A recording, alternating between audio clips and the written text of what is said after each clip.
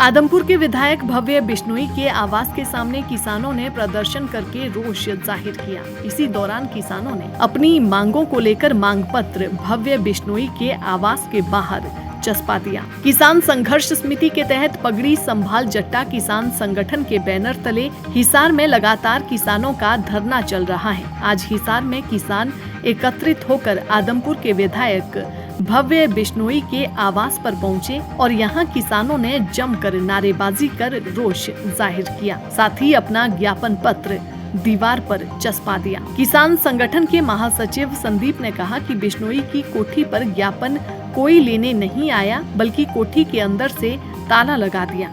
उन्होंने कहा कि पूर्व मुख्यमंत्री भजनलाल के राज के दौरान कभी भी दरवाजे बंद नहीं होते थे, आज दरवाजा बंद किया जा रहा है। उन्होंने कहा कि सरसों की फसल की खरीद की जाए और जो किसानों को बीमा कंपनियों से मुआवजा मिलना है वो मुआवजा प्रदान किया जाए, अन्यथा किसानों का आंदोलन जारी रहेगा।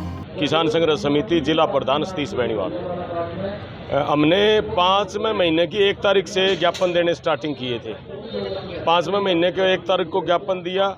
जो रिलायंस कंपनी जो बहुत बड़ा एक बीमा क्लेम बना है किसान साथियों को, जो फसल खराब हो गई थी और हम उसका प्रीमियम दे रहे हैं। और 1 तारीख को ज्ञापन देने के बाद में 11 तारीख को हज़ारों की संख्या में किसान साथी पहुंचे थे और हमने उसी दिन घोषणा की थी। उस दिन लघु सचिवालय का हिसार का घेराव किया था और बड़ी हाजिरी में ज्ञापन देने का काम किया और कहा था कि छठे महीने की 1 तारीख को हम हिसार को टिकरी बॉर्डर बनाने का काम करेंगे।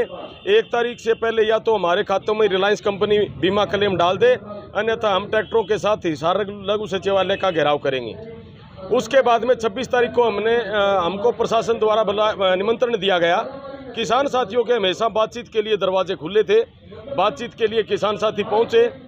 लेकिन मैं ये समझता हूँ कि हमारे एसपी और डीसी और एडीसी साहब के कहने से जो रिलायंस कंपनी के जो अधिकारियों ने मीटिंग में पहुंचने का काम भी नहीं किया, तो मैं समझता हूं कि इन हमारे जो डिस्ट्रिक्ट के अधिकारी है उनसे भी कहीं बड़ी है ये कंपनियां, रिलायंस कंपनियां हैं।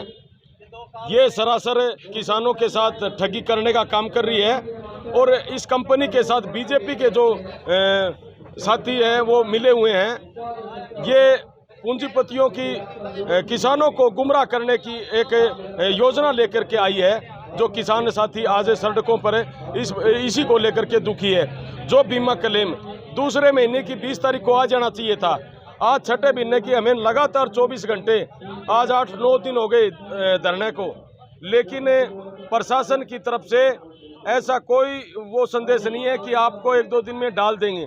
पहले 2 दिन पहले वार्ता के लिए बुलाया गया, 2-3 दफ़ा वार्ता हो गई, जो वार्ता विफल रही। उसके बाद में कल डीसी साहब ने कहा कि हम दोनों गेट खोलेंगे, आप यहाँ से रास्ता छोड़ेंगे। हमने पूरी तौर से प्रशासन को भी ये कह दिया है, जब तक हमारे खातों में बीमा कंपनी पैसा नहीं डाल देती तब तक हमारी किसान साथियों की घर वापसी किसी कीमत पर नहीं होगी। आज कल हमने तय किया था जितने भी विधायक और मंत्री जो हिसार में रहने वाले हैं, जो कोठियां डालकर यहाँ बैठे हुए हैं, उनको हम हर रोज़ 3 बजे ज्ञापन देने का काम और उनको जो सोए हुए हैं उनको ज्ञापन देने का काम जरूर करेंगे। आदमपुर का मुआवजा 30 करोड़ के करीब मुआवजा मंजूर हुआ था और उसमें से अभी कल हमने जब डीसी साहब को ये कहा दिया अलग अलग बताओ आप कौन सी तहसील का कितना मुआवजा बांटा जा चुका है। आदमपुर तहसील का 47% के करीब वो मुआवजा बता रहे हैं कि बांट दिया है। दूसरी बात ये कि आदमपुर की मंडी में सरसों की खरीद हम डीसी साहब को कह के गए थे कि हम 16 तारीख से 11 तारीख को जो बड़ा प्रदर्शन था, हम ये बाकायदा ऐलान करके गए थे कि हम 16 तारीख से MP MLA के घरों का घेराव करेंगे। आदमपुर में भी हमारे संगठन के लोग हैं, कुलदीप बिश्नोई की दुकान के आगे दरी बिछा कर बैठे तो सरसों बिकवा के एक दिन में 65,000 क्विंटल, करीब 6.5 करोड़ 7 करोड़ का फायदा किसान को हुआ। और सबसे बड़ी बात जो हमने देखने को मिली कि 20 आदमी संगठन के झंडे ले वहाँ पे खड़े थे, तो एक भी किसान का एक सरसों का एक दाना वापस नहीं जाने दिया। टोटल के टोकन घटाए, टोटल सरसों तुलवाई। आज जो देखिए हमने ये कल ही माइक पे बाकायदा घोषणा की गई थी और कमेटी की तरफ से ये कह दिया। CID वाले भाई भी सुबह की सुन रहे थे, लेकिन जब हम लोग बड़े काफिले के साथ कुलदीप बिश्नोई की कोठी की तरफ गए, वहाँ तक मार्च किया, तो हम किसी भी तरह की कोई व्यवस्था वहाँ पे नहीं थी। कोई ज्ञापन लेने के लिए नहीं आया। और पहली बार ये आया चौधरी भजन लाल, जिनकी कोठी के कभी दरवाजे बंद नहीं हुए थे, पहली बार ये हुआ कि हमने ये देखा भी उसके ताला लगा हुआ मिला, वो भी किसानों को देखने के बाद में। कोई अंदर से आया और ताला लगा के चला गया। हमने वो जब ज्ञापन कोई लेने के लिए आए तो किसानों ने वो ज्ञापन वहाँ पर गेट के ऊपर चेप दिया कि जब वो आएंगे, जो अपने आप को किसानों के मसीहा कहते हैं, जो गरीब आदमी के लिए ये कहते हैं कि हम गरीब आदमी के लिए लड़ेंगे, जो बड़े बड़े वादे करते हैं, वो आए और ये देखे कि किसान आपके द्वार आए थे और खाली हाथ वापस गए।